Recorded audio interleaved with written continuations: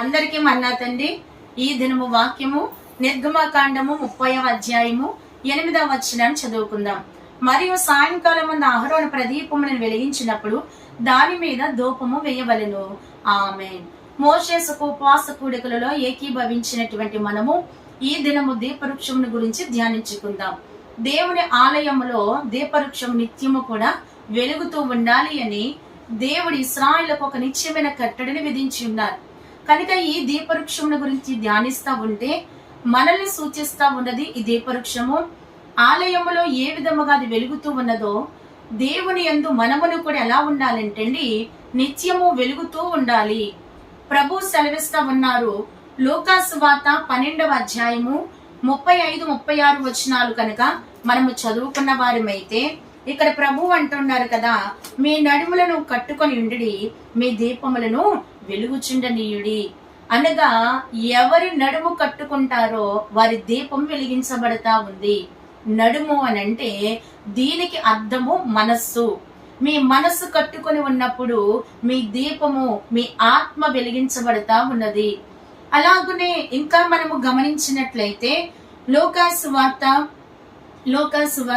13వ అధ్యాయము 12-13 వచనాలు మనం చూసుకుంటే నడుము వంగిపోయినటువంటి ఒక స్త్రీ కనబడతా ఉంది. నడుము వంగిపోయిన స్త్రీ 18 ఏండ్ల నుండి ఆ బలహీనతలో ఉన్నప్పుడు సమాజ మందిరములో ఉన్న ప్రభువు ఆ స్త్రీని ఏం చేశారంటే బాగు చేసి ఉన్నారు. అనగా నడుము వంగిపోయింది, మనస్సు వంగిపోయిన వారి యొక్క ఆలోచన, వారి పనులు ఎలా ఉంటాయంటే భూ సంబంధముగానే ఉంటాయి. భూలోకము అందే ఆలోచిస్తూ ఉంటారు.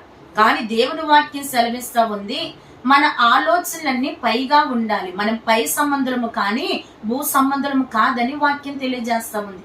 కనుక దేవుని బిడ్డలుగా నిత్యము ప్రభువునందు వెలుగుతూ ఉన్న వారిమైతే ఆయన సన్నిధిలో దాచబడినటువంటి భాగ్యములన్నీ దేవుడు మనకి ఇస్తా ఉంటారండి. మనం నిత్యము కూడా వెలుగుతూ ఉండాలి. ఈ దినం వాక్యం వింటున్నటువంటి వారు మరి ఆత్మ వెలుగుతూ ఉన్నదా, ఆరిపోయి ఉన్నదా?